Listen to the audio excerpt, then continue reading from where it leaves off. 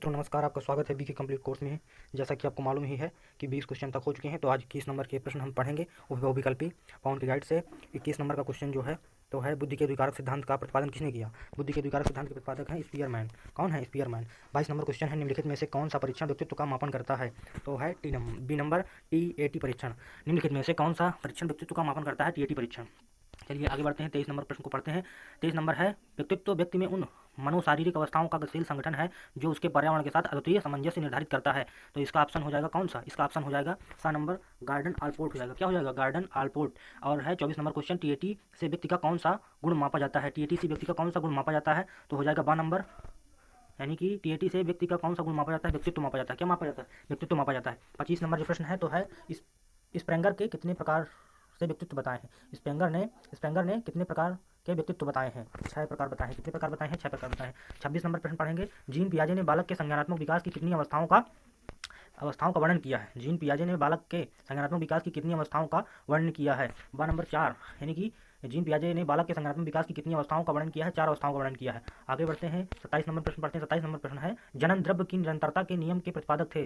जनन द्रव्य की निरंतरता के निगमन के प्रतिपादक थे बीजमैन। कौन थे, बीजमैन थे। 28 नंबर प्रश्न है, जैव सांख्यिकी नियम के प्रतिपादक कौन थे। जैव सांख्यिकी नियम के प्रतिपादक थे सा नंबर, यानी कि गाल्टन थे। कौन थे, जैव सांख्यिकी नियम के प्रतिपादक थे गाल्टन। आगे बढ़ते हैं, 29 नंबर प्रश्न, वंशानुक्रम की अपेक्षा वातावरण का प्रभाव व्यक्तित्व पर अधिक पड़ता है। वंशानुक्रम की अपेक्षा वातावरण का प्रभाव व्यक्तित्व पर अधिक पड़ता है। फुले। कौन सा होगा, फुले होगा, ए नंबर।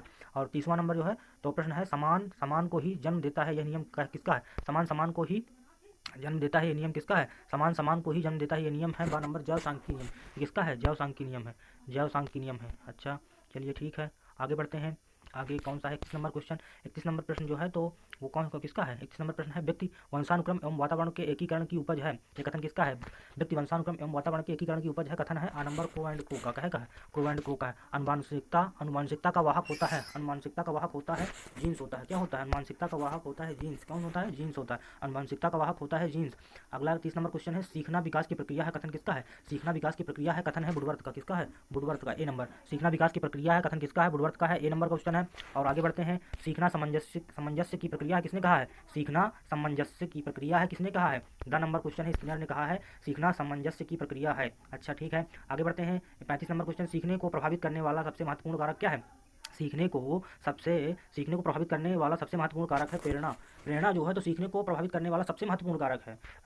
आगे बढ़ते हैं, 35 नंबर क्वेश्चन के बाद आएंगे 36 नंबर, करके सीखना सीखने की सबसे महत्वपूर्ण विधि है, किसने कहा है। करके सीखना सीखने की सबसे महत्वपूर्ण विधि है, किसने कहा है, प्रोबेल मोदी जी ने कहा है कि सीखना सीखने की सबसे महत्वपूर्ण विधि है। करके सीखना सीखने की सबसे महत्वपूर्ण विधि है, किसने कहा है, प्रोबेल जी ने कहा है। अच्छा ठीक है, आगे बढ़ते हैं, 37 नंबर क्वेश्चन चलते हैं। 37 नंबर क्वेश्चन है, अभ्यास और अनुभव के द्वारा व्यवहार में होने वाला परिवर्तन क्या कहलाता है। अभ्यास और अनुभव के द्वारा व्यवहार में होने वाला परिवर्तन अधिगम कहलाता है। क्या कहलाता है, अधिगम कहलाता है। संबंध प्रतिक्रिया सिद्धांत का प्रतिपादन किसने किया। संबंध प्रतिक्रिया सिद्धांत का प्रतिपादन किया है पावलोव ने। संबंध प्रतिक्रिया सिद्धांत का प्रतिपादन किसने किया है, पावलोव ने जी किया है। अच्छा और बढ़ते हैं आगे, प्रबलन सिद्धांत का प्रतिपादन किसने किया है। प्रबलन सिद्धांत का प्रतिपादन किसने किया है, हल जी ने किया है। प्रबलन सिद्धांत का प्रतिपादन किसने किया है, हल ने किया है। चलिए ठीक है, सूझ के सिद्धांत के प्रतिपादक कौन है। सूझ के सिद्धांत के प्रतिपादक हैं स्किनर। 40 नंबर क्वेश्चन हो चुके हैं, बहुत ही इंपॉर्टेंट क्वेश्चन की सीरीज चल रही है, बहुविकल्पी प्रश्न है।